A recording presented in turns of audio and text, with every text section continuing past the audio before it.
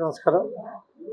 ఈరోజు కార్తీక మాసం సందర్భంగా మా సాగర సంఘం మిత్రులు 122 డివిజన్లో గతం నుంచి ఇక్కడ ఒక ఆఫీసు, ఒక కుట్టు మిషన్ల ట్రైనింగ్ సెంటర్గా ఉండేది.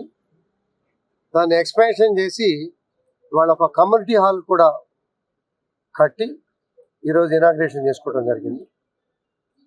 ఎమ్మెల్యే సిడిపి నిధులతో అన్ని ప్రాంతాల్లో కూడా రకరకాలుగా పేద మధ్యతరగతి కుటుంబాలు ఎమర్జెన్సీ ఇబ్బందులు ఎక్కడెక్కడైతే ఉన్నాయో వాటిని వాడుకునే కార్యక్రమంలో భాగంగానే ఈ సాగర సంఘం కమ్యూనిటీ హాల్ని కట్టి ఈరోజు ఏఈ గారు, కార్పొరేటర్ గారు, సాగర సంఘం కమిటీ సభ్యులు, కుటుంబ సభ్యుల అందరి సమక్షంలో ఈరోజు ఇనాగ్రేషన్ చేసుకోవడం జరిగింది. ఇంకా కొన్ని ప్రాంతాల్లో కట్టాల్సినవి ఉన్నాయి.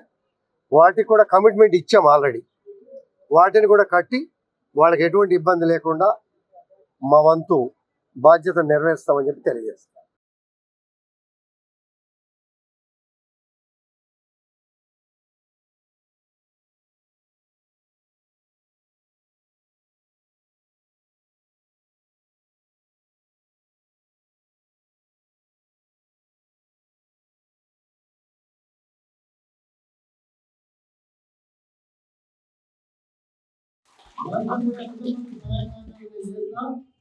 పర్ఫెక్ట్గా సెట్ అయ్యి ఈ 2 పిల్లర్లు వరకు ముందు ఖాళీ ఓపెన్ ప్లేస్ ఉంచుకొని అంత యూతే కదా నేర్చుకునేది. మ్యాక్సిమం ఖచ్చితంగా శిక్షణ తరగతులు జరగాలి.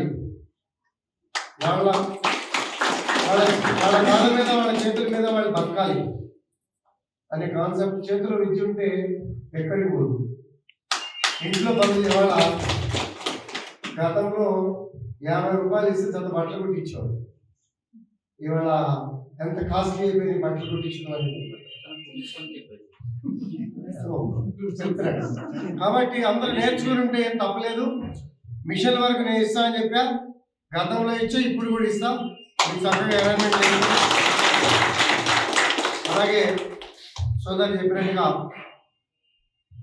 కాన్స్టిట్యున్సీలో పార్టీలకు అతీతంగా అభివృద్ధి ధ్యేయంగానే ముందుకు పోతున్నా తప్పించి ఒకదాన్ని పట్టుకొని పాకలట్లేదు. నా కాన్షియస్ నన్ను 7,68,000 ఓటర్లు ఉన్న ప్రజానికంలో 3 సార్లు ఎన్నో ఎదురుగాళ్ళు, ఎన్నో వెన్నుపోట్లు, ఎన్నో రకరకాల కార్యక్రమాలు చేసినా కూడా ఎప్పుడు 50,000 తక్కువ లేకుండా మెజార్టీ గెలిపించారు అని అంటే దానికి బద్దుండై పనిచేయాల్సిన బాధ్యత నా మీద. నాకు ఒకటే తప్పించి 2 ఇష్యూస్లో ఎక్కడ కూడా నేను ఎంతగాను ఏది ల్యాండ్ ప్రాబ్లమ్స్ తెచ్చినా, కరప్షన్ ఇష్యూస్ తెచ్చినా వాటిలో నేను ఎక్కడ కూడా ఎంతగాను నేను రాను కూడా. నన్ను ఎవరైనా అంటే ఊరుకోను, రాక్షసుల మీద పడతాను. దాంట్లో సమస్య లేదు. నేను చెయ్యను, తప్పు చేయను. తప్పు చేశాను అంటే వాడిని చీల్చి చెండ అంటాను. అది ఎవడన్నా కానీ. కాకపోతే నా టార్గెట్ ఏంటంటే ఎవరికి ఇవ్వని అవకాశం నాకు ఇచ్చారు. నన్ను మంచి మెజారిటీతో గెలిపించారు కాబట్టి నా కాన్స్టిట్యున్సీ ప్రజల శ్రేయస్సే నా ముఖ్యం, కానీ పార్టీలు నాకు ముఖ్యంగా నమ్ముకున్నారు, చేశారు. బ్రహ్మాండంగా గతంలో కూడా చేశాం, ఇప్పుడు కూడా చేస్తాం. పేద మధ్యతరగతి కుటుంబాలని మానవత్వంతో